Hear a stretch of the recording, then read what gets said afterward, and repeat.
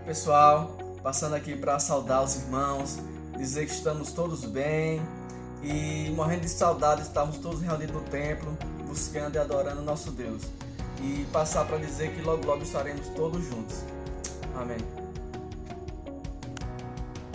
Olá, irmãos, paz e graça, tudo bem com vocês? Estamos todos bem aqui, né, pessoal? Amém. Amém? Dizer que estamos com saudade de todos, né? A igreja, dos irmãos, né? Enfim, mas dizer que estamos bem e só esperar a hora mesmo da gente estar todos juntos novamente. Quero mais ler aqui uma palavra, deixar aí para os irmãos. Amém. Está em 1 Timóteo, capítulo 4, versículo 10. Diz assim: Pois para isto é que trabalhamos e lutamos, porque esperamos no Deus vivo, que é o Salvador de todos os homens, principalmente dos que creem. Amém. Amém. Glória a Deus. Tchau. A igreja, estamos aqui para mandar um abraço para todos os irmãos, né, dizer que estamos com saudades dos nossos cultos, dos nossos momentos em comunhão com todos, dizer que estamos bem, tá? Estamos em casa, eu, Davi, Virgínia, né, e a nossa Luísa que está vindo aí, tá certo?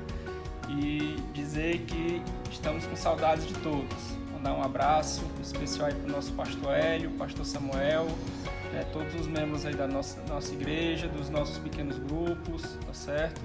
Dizer que estamos firmes nas orações e fé em Deus que tudo isso vai passar e estaremos de volta aí com todos. Abraço! Olá, meu irmão, tudo bem com você? A paz do Senhor Jesus. Que bom nos encontrarmos mais uma vez neste culto dominical. Que tipo de árvore nós temos sido? Árvores boas ou árvores más? Jesus diz que se conhece a árvore a partir do fruto. Então, que tipo de fruto nós temos realizado no nosso dia a dia? Frutos de justiça? Frutos de generosidade? Frutos de amor? São esses resultados e essas atitudes que mostram quem é realmente filho de Deus e um cidadão do reino dos céus. Deus nos chamou para refletirmos a sua glória nesta terra. Então reflita a luz do Senhor com as suas atitudes, com as suas ações, com os seus atos de generosidade. Seja uma árvore boa e leve seu fruto a tantas vidas que precisam. Quero convidar você, nesse momento, a estar ofertando. As contas da igreja vão aparecer e com alegria no coração você tem a oportunidade de entregar o teu dízimo e a tua oferta. Então, nesse momento, contribua de forma online e me acompanhe nesta oração. Senhor Deus, muito obrigado porque tu tens cuidado de nós em todo o tempo, Pai. Quero te pedir que tu abençoes esse meu irmão e essa minha irmã que neste momento estão ofertando, que neste momento estão assistindo, Pai, a esse culto. Que tu possas sustentá-los, guardá-los em todo o tempo, Pai. Que nada falte na sua vida, que nada falte na sua casa e que eles, como luz, venham a refletir neste mundo a tua glória. Esteja conosco sempre, Pai, e nos abençoa, é o que eu te peço, em nome de Jesus. Muito obrigado, querido. Deus te abençoe. Olá, igreja! Olá, crianças! Tudo bem? Nós da Rede Crescer temos um recadinho para vocês. A partir dessa semana, vamos começar o estudo dos 10 mandamentos. Vamos estudá-los de 2 em 2, a cada domingo. A gente vai enviar um vídeo. Esse vídeo vai ser trabalhado com as crianças de 3 a 8 anos. E as crianças maiores, de 9 em diante, né? De 9, 12, 13, elas já podem escutar o vídeo do pastor Hélio, o vídeo com a mensagem original dos adultos. Durante o culto familiar, esse tema pode ser reforçado com os pais, em casa, né? E as crianças menores, a gente vai enviar também as atividades. Então, os pais podem imprimir as atividades e realizar com as crianças depois do culto. Eu quero dizer ainda que todos os professores da Rede Crescer estão disponíveis para tirarem dúvidas, para conversar com alguma criança que queira mandar um recadinho. Os vídeos com dúvidas nós continuamos respondendo. Estamos à disposição. Os nossos telefones, o meu e o de Letícia, vão estar aqui também disponíveis, caso algum pai queira entrar em contato com a gente. Desde já eu deixo meu abraço, uma ótima semana e que o Senhor abençoe a todos, em nome de Jesus.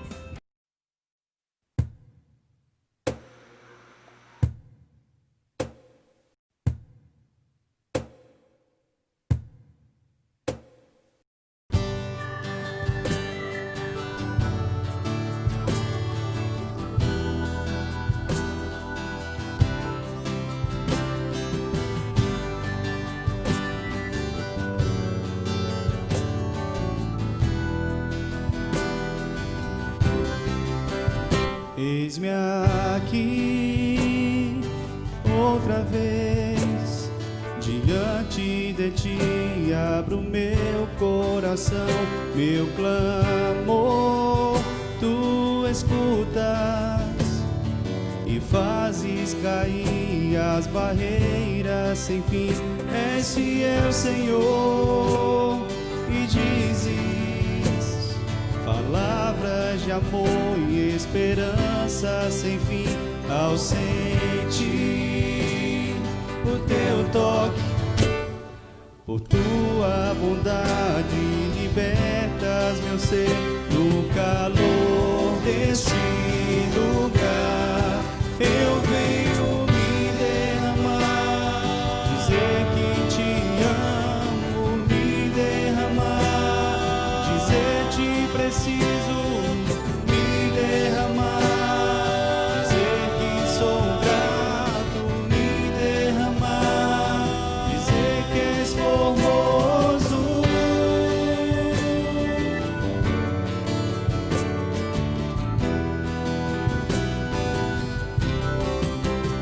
Eis-me aqui outra vez, diante de ti abro meu coração, meu clamor tu escutas e fazes cair as barreiras sem mim.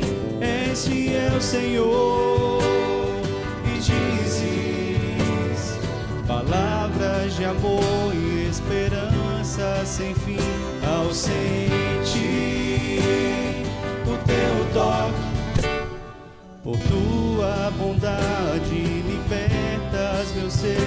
No calor deste lugar eu venho me derramar, dizer que te amo, me derramar, dizer te preciso, me derramar, dizer que sou grato, me derramar, dizer que és formoso, me derramar, dizer que te amo, me derramar, dizer te preciso, me derramar, dizer que sou, me derramar, dizer que és formoso.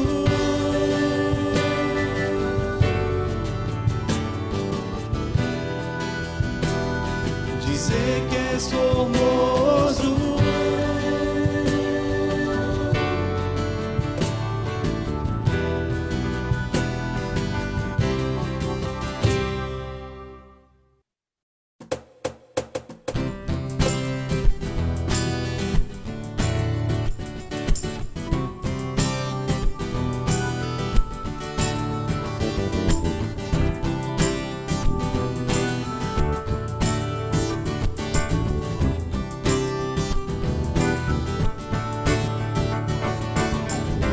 Eu te quero mais do que o ouro, eu te quero mais do que os tesouros, eu te quero mais do que a minha vida, Senhor.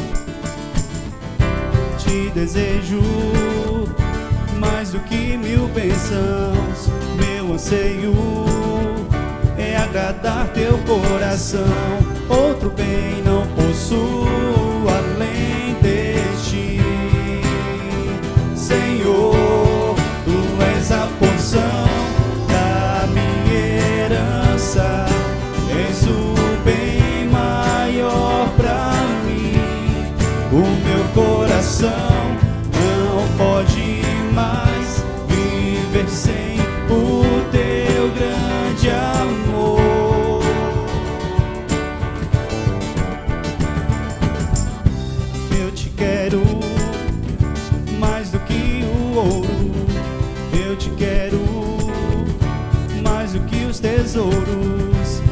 te quero mais do que a minha vida, Senhor. Te desejo mais do que 1000 bênçãos. Meu anseio é agradar teu coração. Outro bem não possuo além deste, Senhor. Tu és a porção da minha herança, és o bem maior pra mim. O meu coração não pode mais viver sem o teu grande amor. Tu és a porção da minha herança, és o bem maior pra mim. O meu coração não pode mais viver sem o teu grande amor.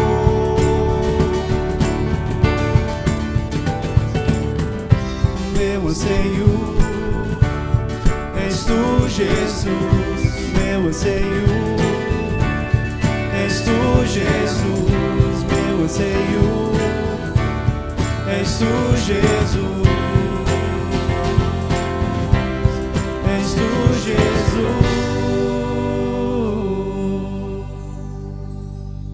Aleluia.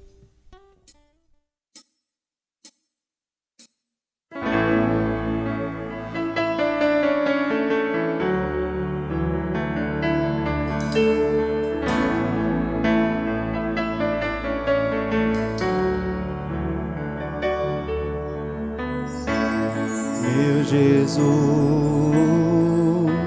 Salvador, outro igual não há.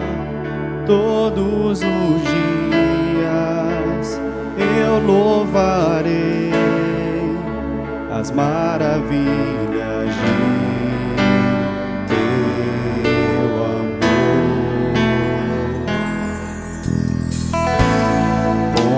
Consolo, abrigo, força e refúgio é o Senhor. Com todo o meu ser, com tudo que sou, sempre te adorarei.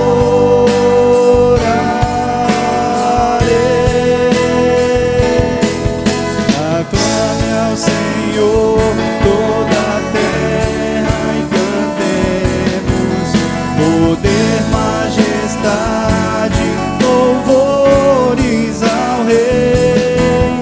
Montanhas se prostrem e rujam os mares ao som de teu nome. Alegre te louvo por teus grandes feitos. Firmado estarei, sempre te amarei. Incomparáveis são tuas promessas pra mim.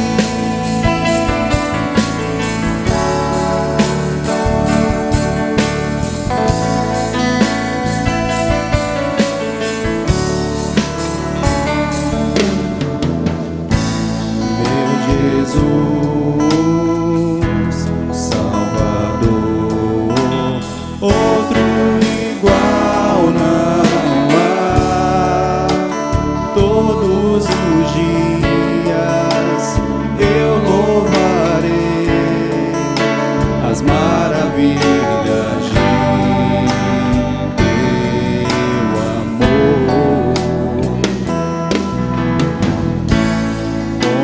Consolo, abrigo, força e refúgio é o Senhor. Com todo o meu ser,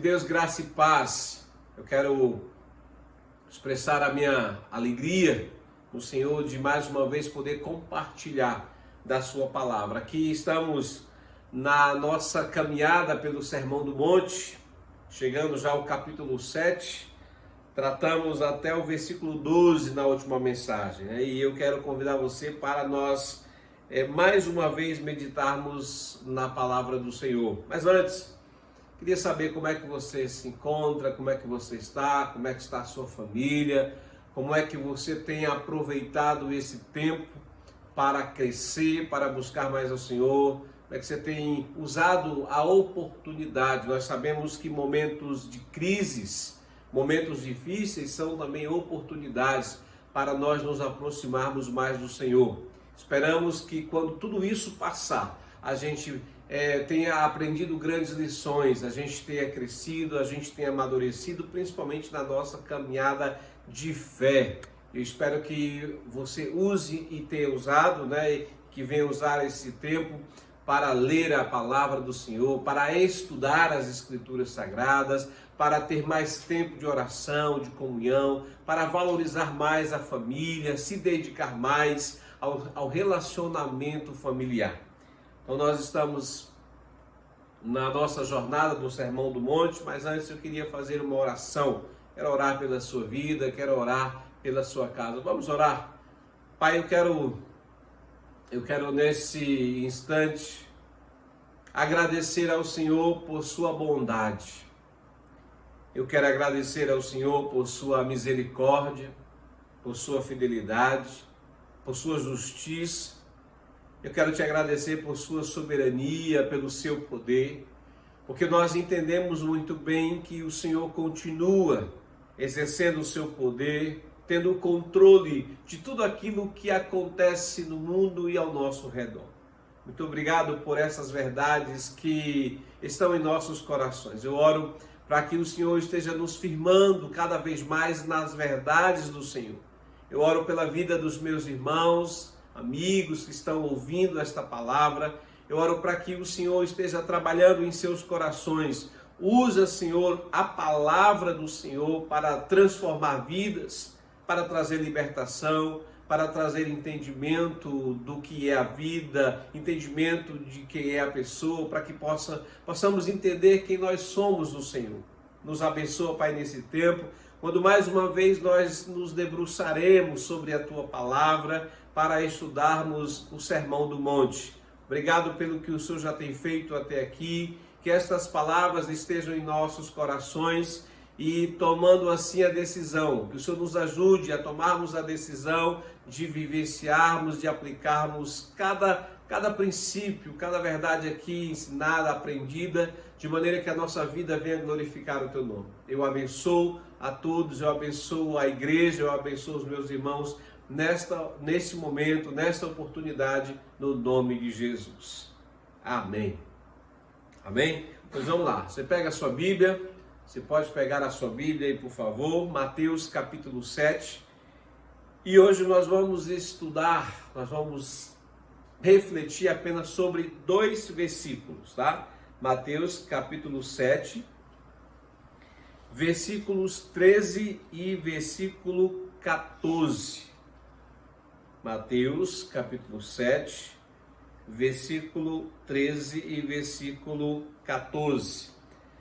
Nos diz assim a palavra do Senhor: entrem pela porta estreita, porque larga é a porta e espaçoso é o caminho que conduz para a perdição, e são muitos os que entram por ela. Versículo 14. Estreita é a porta e apertado é o caminho que conduz para a vida, e são poucos os que o encontram. Que o Senhor abençoe a leitura da sua palavra. São versículos conhecidos, né? Creio que você certamente já ouviu, já leu, já passou aqui por essa leitura, que também Lucas, nós estamos lendo em Mateus, mas Lucas também faz referência a esse mesmo esse mesmo assunto lá no capítulo 13 de Lucas, versículo 24. Ele fala sobre essa mesma situação.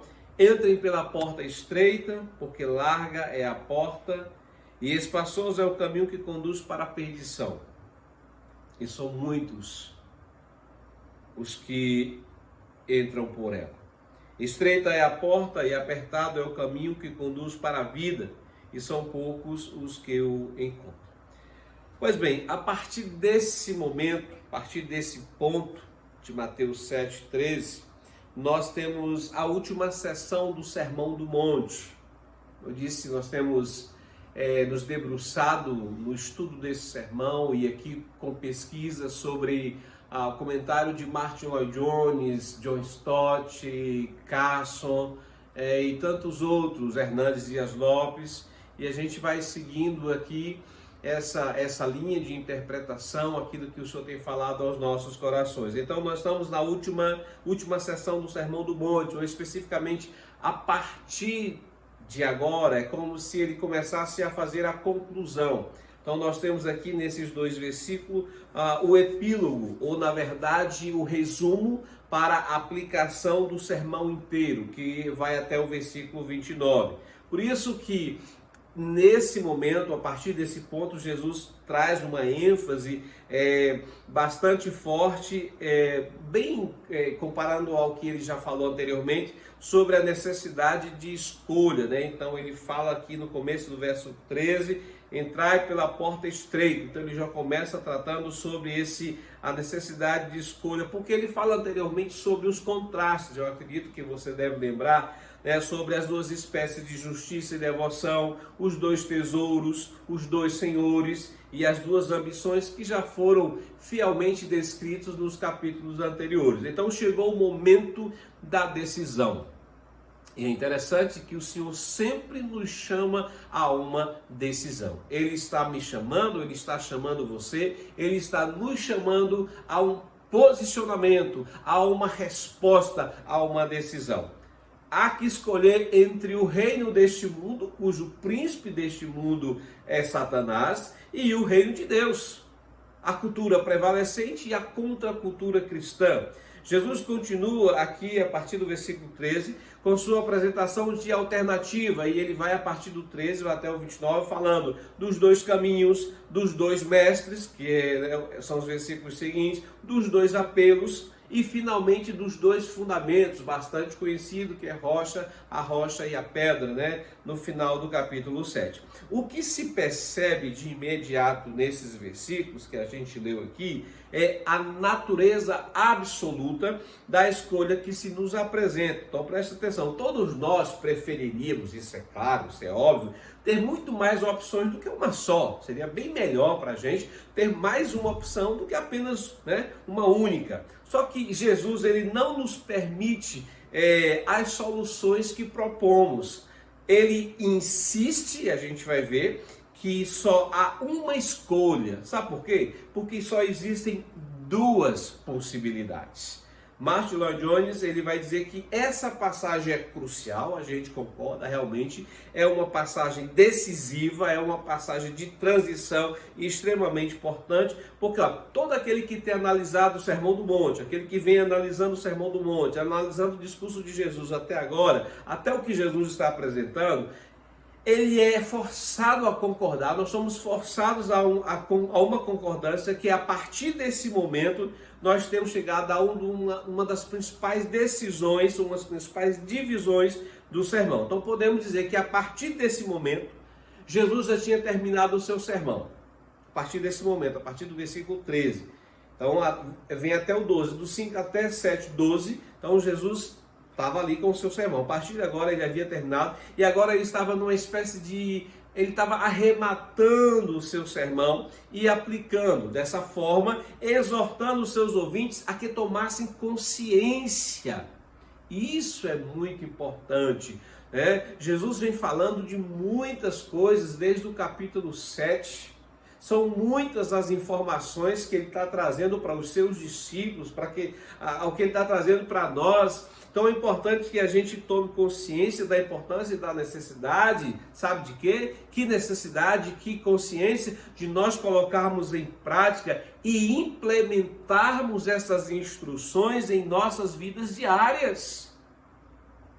Então a partir de agora é como se Jesus trouxesse um confronto, né? Uma exortação muito clara aos seus discípulos. A partir do 13, olha, se conscientizem do que eu tenho falado até aqui, entendam as instruções para que isso seja implementado na vida de vocês. Então, até o versículo 12, Jesus apresentou diversos princípios, vários princípios, né? Difíceis, claro, a gente entende isso, que ele achava interessante que os seus ouvintes, os seus discípulos, toda aquela plateia que estava ali ouvindo, inculcassem em suas mentes e em seus corações. Mas qual o objetivo? Qual era o objetivo de Cristo ao apresentar esse sermão? Qual era o seu objetivo? A gente vai ver que a partir das bem-aventuranças, o Senhor tinha o objetivo de levar o povo de Deus a perceber em primeiro lugar, escute só, preste atenção, era levar o povo de Deus em primeiro lugar, a perceber isso inicialmente sobre sua natureza e seu caráter, como um povo diferente, e em seguida mostrar-lhes como é que eles deveriam manifestar esse caráter, manifestar essa natureza no seu dia a dia. Ou seja, esse era o principal objetivo, ele era fazer com que eles percebessem, a partir do que ele descreve, o caráter dos filhos de Deus, dos discípulos, daqueles que fazem parte do reino de Deus, são descritos ali nas bem-aventuranças. Primeiro ele mostra quem eles são, ou quem nós somos, ou quem você é, né? Sobre esse aspecto de caráter. Ele fala isso a partir do Sermão do Monte, e depois ele vai dando a oportunidade de como é que isso tem que ser evidenciado, como é que se mostra isso, como é que se vivencia isso. Jesus, ele não perde o seu tempo, ele não gasta o seu tempo apenas falando quem nós somos. Ele diz quem nós somos, súditos do reino de Deus, mas ele diz como é que nós, como súditos do reino de Deus, devemos viver, como é que nós temos que nos comportar nesta vida. Então é exatamente isso que ele vai tratando. Olha, o nosso Senhor, o Filho de Deus, ele desceu do céu à terra, veio até nós a fim de fundar e estabelecer um reino novo, o reino dos céus. Então ele veio viver entre os reinos deste mundo, e o seu propósito era nada mais, nada menos de convocar a si um povo chamado dentre todos do mundo para formar um reino espiritual. Então esse foi o objetivo. Então assim, ele veio estabelecer um reino e ele chama um povo para fazer parte desse reino. Só que ele está dizendo como é que esse povo deve ser, em sua essência e caráter, e como é que esse povo deve se comportar no dia a dia. Portanto, o que era necessário? Que eles tornassem perfeitamente claro e de maneira muito inequívoca que esse reino que ele viera a estabelecer, né, fosse totalmente diferente. O reino que o Senhor estabelece, o reino de Deus, o reino dos céus, o reino ao qual eu e você somos chamados a participarmos, é totalmente diferente de qualquer coisa do mundo que já temos visto antes. Ou seja, o reino de Deus é o reino da luz, é o reino dos céus, é o reino do seu amor. Então o povo de Deus deve perceber que se trata de algo que não tem igual, que é diferente de tudo, absolutamente de tudo, e desta maneira o Senhor forneceu ao seu povo uma descrição do seu reino. É o que ele vem tratando no Sermão do Monte, não só falando das pessoas que devem fazer parte, mas como é que funciona, quais os princípios, quais os valores que devem se submeter àqueles que fazem parte do seu reino. Então, diante de tudo isso, o Senhor chegou a uma aplicação prática, a partir do 13, né? Versículo 13. É como se ele chegasse diante de uma aplicação aos efeitos práticos de tudo que foi apresentado aos seus discípulos. É como se Jesus dissesse, mais ou menos assim: É como se ele falasse para nós o seguinte: olha, pois bem, esse é o meu propósito. Eu já apresentei para vocês o reino, eu vim, estabeleci, estou dizendo para vocês o que deve acontecer na vida de vocês, a transformação, o caráter, é esse o estilo, é essa maneira de se viver. Ok, esse é o meu propósito. Agora a pergunta dele para nós: o que vocês farão com aquilo que eu estou lhes propondo? Isso é sério. Essa é a pergunta do Senhor para nós. Ele está perguntando: e agora? Qual é a minha resposta? Qual é a sua resposta? O que é que eu tenho que fazer? O que é que eu tenho que apresentar? Como é que eu tenho que me posicionar diante do Senhor, diante do que Ele me propôs, diante do que Ele explicou, diante de toda a sua apresentação? Então Ele nos exorta aqui, a partir do versículo 13, Ele nos exorta a aplicarmos as suas instruções. O que Jesus esperava dos seus ouvintes? Não era meros elogios, louvores, pelo sermão. Que sermão massa, Jesus, que sermão maravilhoso. Jesus, parabéns, esse sermão é fantástico. Não, eu creio que o desejo do coração de Jesus é claro que isso é importante, né? Isso é louvável, esse reconhecimento de um sermão, esse elogio é importante, mas todo pregador, todo aquele que prega a palavra do Senhor, aquele que verdadeiramente prega de maneira alinhada com o coração de Deus, o maior desejo do seu coração é que aquilo que se pregou, aquilo que foi ouvido pelos seus ouvintes, a mensagem que foi pregada, é que se coloque em prática. Isso é que é o mais importante. Era isso que Jesus estava esperando dos seus discípulos, é isso que Ele espera de mim e de você. Que aquilo que a gente tem ouvido, aquilo que a gente tem aprendido no dia a dia, seja na mensagem pregada, seja na própria palavra, quando nós lemos e fazemos um estudo, seja o que nós ouvimos, é que se coloque em prática. Infelizmente, nós não estamos vivendo nós estamos com deficiência no nosso testemunho de cristianismo nesses últimos dias, e exatamente uma das razões é porque nós ouvimos muitas coisas, nós sabemos muitas coisas, nós temos muito conhecimento, mas nós temos pouquíssima prática. Então o nosso conhecimento está lá em cima, a gente sabe de muitas coisas, mas nós não temos disponibilidade de colocar em prática. O chamado de Jesus para nós, a partir do versículo 13, ele chama os seus discípulos, depois de todas as instruções, ele diz: olha, agora é hora de colocar em prática. É hora de nós vivenciarmos, é hora de nós aplicarmos a nossa vida. Então o Sermão do Monte, ele não foi pregado a fim de ser comentado tão somente, mas a fim de ser posto em prática, posto em evidência, de ser vivenciado no nosso cotidiano. É uma mensagem clara, é uma mensagem objetiva, mas precisa ser colocada em prática. Você sabe qual é um dos perigos que nós corremos? Todos nós. Um dos grandes perigos que nos ameaçam é o perigo de nós ouvirmos a verdade, de ler a verdade ou de saber sobre a verdade, de muitas vezes balançar a cabeça, como fazemos, em sinal de aceitação, de concordância, mas nunca nos posicionarmos, mas nunca tomarmos uma providência alguma a respeito da verdade. Você que conhece a verdade, você que ao longo de vários anos tem ouvido a verdade, você que sabe o que Jesus tem falado, qual é o seu posicionamento?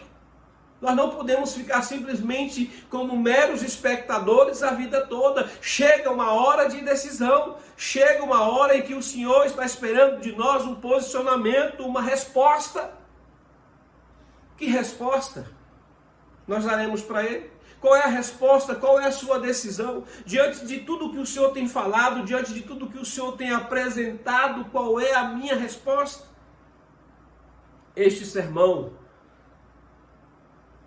é um sermão prático, como eu já disse, e nós precisamos vivê-lo conforme, vivenciá-lo conforme os seus preceitos. Não estão em pauta aqui apenas algumas ideias éticas que nós poderíamos tirar do sermão. Alguns preceitos. Não. Então todo o sermão precisa ser analisado e tirarmos os princípios para que vivenciemos no nosso dia a dia. Versos 13 e 14, entrem pela porta estreita, porque larga é a porta e espaçoso é o caminho que conduz para a perdição, e são muitos os que entram por ela. Estreita é a porta e apertado é o caminho que conduz para a vida, e são poucos os que o encontram. Nesses versos, a primeira coisa que Jesus nos ensina a fazermos, após conhecer todo o sermão, seria apurarmos, analisarmos o tipo de espécie de vida para a qual nós fomos chamados a viver. Jesus nos chama para vivermos uma espécie de vida, um tipo de vida, uma qualidade de vida que envolve tudo aquilo que nós conscientemente já entendemos.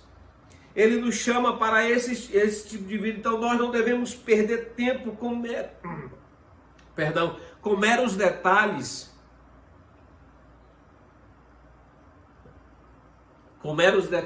do sermão, que é um sermão riquíssimo, deixando de ver o principal.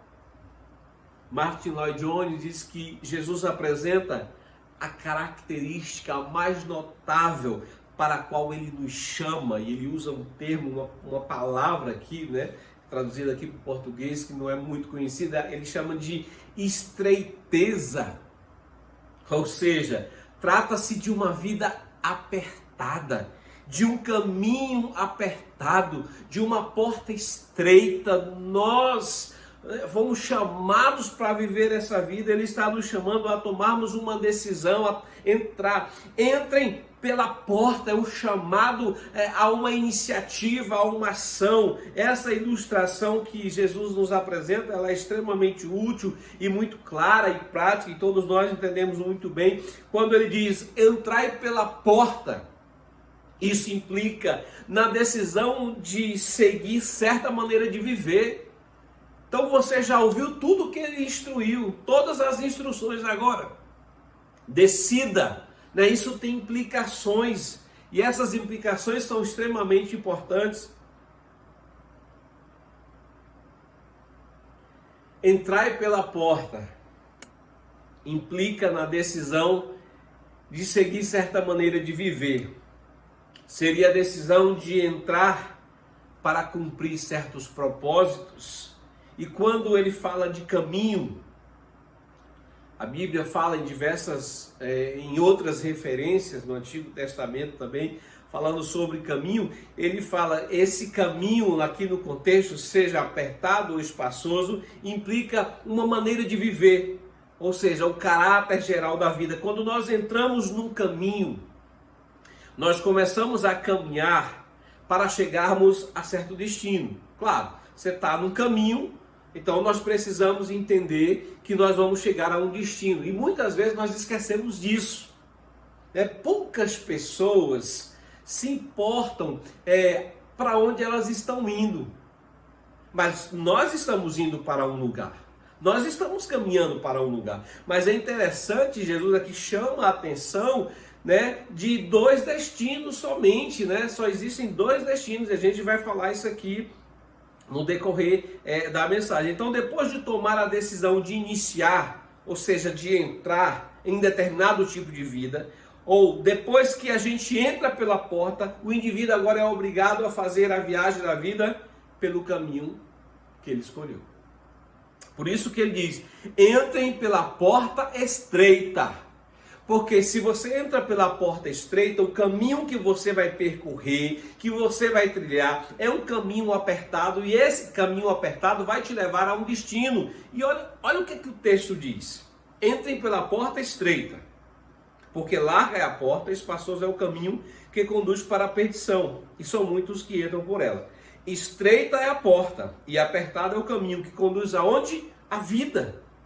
Então nós precisamos entender, nós precisamos atentar que só existem dois caminhos e dois destinos. Um é estreito, o outro é espaçoso. Um leva para a vida e o outro leva para a perdição. A gente precisa deixar isso muito claro.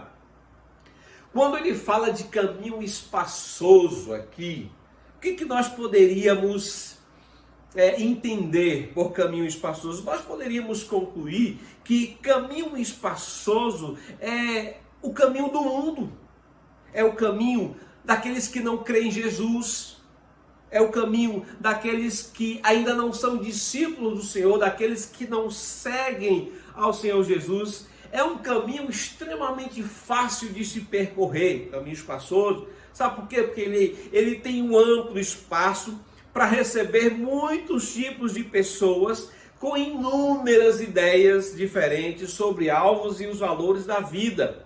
É um caminho bastante plural, então tem espaço para todos os conceitos, para todas as ideias, né? Cada um tem a sua, né? Como se diz, cada um tem a sua verdade, vive de acordo com a sua ótica, então assim, cada um vivendo no seu mundo, então é um caminho bastante plural. As multidões, preste atenção, podem trilhar facilmente por esse caminho. Escolhemos esse caminho, na maioria das vezes, o caminho espaçoso, porque não queremos nos submeter às exigências que Cristo faz. Também porque nós não estamos muito preocupados com o futuro, com o porvir, né? Esse negócio de eternidade, isso aí deixa para depois. O que nós, na maioria das vezes, queremos e pensamos e nos preocupamos é com o aqui e o agora.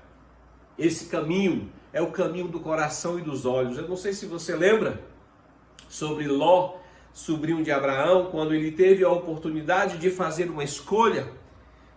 E quando ele olha para as campinas ali, né, daquelas terras bonitas, os seus olhos foram cheios, ele ficou fascinado e ele escolheu o lugar, e nós bem sabemos qual foi o lugar que Ló escolheu e as consequências que vieram sobre a sua vida e a sua família por causa daquele lugar e da sua escolha. Então, ele escolheu, ele ficou fascinado por Sodoma e Gomorra, e o que aconteceu depois, a história, né, relata e você bem sabe. Então, esse caminho ele é tão largo que diversos indivíduos, diversas pessoas podem viajar por ele sem atrapalhar uns aos outros. Não, ninguém atrapalha a vida de ninguém, não. Cada um vivendo na sua, todo mundo respeitando o outro, todo mundo vivendo de acordo com a sua vontade. Mesmo sem perceber os outros viajantes nesse caminho. É o caminho da maioria, das multidões. É o caminho do próprio homem que ainda não foi regenerado. É um caminho inútil. É um caminho vazio, é o caminho que segue a rota do eu, do próprio pecado e do afastamento de Deus. É o caminho da aparente liberdade, né? Tem pessoas que vivem, né, como se fossem livres. Mentira! São verdadeiros prisioneiros dos seus desejos, são verdadeiros escravos de suas vontades, não têm liberdade, não conhecem a verdadeira liberdade, a verdadeira libertação. Esse é o caminho da permissividade. John Stott disse que esse caminho, o caminho espaçoso, é o caminho suicida, é aquele que caminha para a morte. Uma das formas de nós não sermos atraídos pelas facilidades desse caminho, sabe qual é? Esse caminho da porta larga, é nós atentarmos para onde ele nos levará. Quando nós atentarmos para qual destino o caminho que se apresenta nos levará, aí a gente pode refletir isso. É o que o Senhor está querendo falar para nós nesse momento. O destino para onde nós estamos sendo levados, para onde nós estamos caminhando. Aí eu creio que você lembra do salmista Asaf, no Salmo 73. Asaf conta uma experiência interessante de não entender o caminho do justo e o caminho do ímpio. O caminho do justo era apertado, com sofrimento, com dificuldade, e o caminho do ímpio era espaçoso, era de prosperidade, era de à vontade, toda essa situação. E de repente o que acontece? Aí ele diz, versículo 17 do Salmo 73, até que entrei no santuário do Senhor e atinei com o fim deles. Quando ele percebe o fim, quando ele percebe aonde eles chegavam, aí ele compreendeu a situação. Perdição é o destino final do caminho espaçoso. Já o caminho apertado é aquele que somente os que ouvem e praticam os ensinamentos de Jesus podem entrar. Ele é apertado por quê? Porque se faz várias reivindicações, e você sabe qual uma das principais reivindicações do caminho apertado? É que a gente deve abrir mão de nós mesmos. É a renúncia do eu. É uma das principais a renúncia do eu é uma das principais vindicações desse caminho. É o caminho da abnegação de nossos desejos e vontades, é o caminho da cruz, da crucificação, e é o caminho da santidade, é o caminho onde a conversão e a regeneração são imprescindíveis, de um novo coração, de uma vida transformada. Nessa estrada há limites demarcados e há também limites de bagagem que se pode levar por ele. Esse é o caminho da vida, eis a razão por que nós temos que escolhê-lo. É o caminho da dependência, da submissão e da obediência ao Senhor e à sua palavra. Neste caminho nós andamos contra a correnteza. É o caminho da minoria, dos poucos. Podemos até entender porque esse caminho conta com tão poucos, quando consideramos as exigências feitas pelo Senhor nos capítulos anteriores de Mateus, quando ele diz: amar os inimigos, orar pelos que nos perseguem, não resistir ao perverso, não ser como os hipócritas, não ter tesouro na terra e sim no céu, não ser ansioso, buscar em primeiro lugar o reino de Deus. Várias exigências. Devemos ter algo em mente, uma verdade. Eu queria que você prestasse atenção nisso. Devemos ter algo em mente, que o caminho escolhido é destino traçado. Caminho escolhido é destino traçado. Nós não podemos ignorar, irmãos. Nós não podemos ignorar o nosso destino quando se escolhe o caminho por onde nós estamos andando. O caminho por onde ando, com certeza, me levará a um desses dois destinos. Por onde eu estou andando, a estrada por onde estou trilhando, certamente me levará a dois destinos: vida ou morte. Vida ou morte. Por isso se faz necessário que ponderemos sobre as consequências irreparáveis a que nossas escolhas nos levarão. Para nós finalizarmos, chegando à conclusão dessa mensagem, o que deve nos levar hoje a uma parada, fazer um pit stop, a um break, há um tempo aqui na nossa caminhada, isso com uma certa urgência, na nossa vida agitada, fazer essa parada necessária para que consideremos de forma honesta qual o caminho por onde nós estamos trilhando mesmo. É o espaçoso ou é o apertado? Você que me assiste, você que está ouvindo essa mensagem, você que está assistindo, você sabe qual é o caminho que você está trilhando? Você poderia definir isso para você mesmo, sem nenhum medo de errar, sem nenhum risco de errar, de que você está trilhando o caminho espaçoso ou o caminho apertado? Só existem dois destinos, como eu disse: ou nós caminhamos para a vida, entrando pela porta estreita, ou nós estamos caminhando para a destruição, indo pelo caminho espaçoso. De acordo com Jesus, há apenas dois caminhos, o difícil e o fácil, nos quais se entram por duas portas, a larga e a estreita, e que terminam em dois destinos, destruição e vida. Devemos entrar pela porta estreita, e Jesus é essa porta pela qual devemos adentrar para a vida eterna. É por ela que você tem entrado? É pela porta estreita? A Bíblia diz, Provérbios 14:12, existem caminhos que a pessoa pode até considerar corretos, mas que acabam levando à estrada de morte. Jesus é o caminho, Jesus é o único caminho que pode nos levar com segurança para desfrutarmos da vida eterna e desta forma experimentarmos um destino glorioso.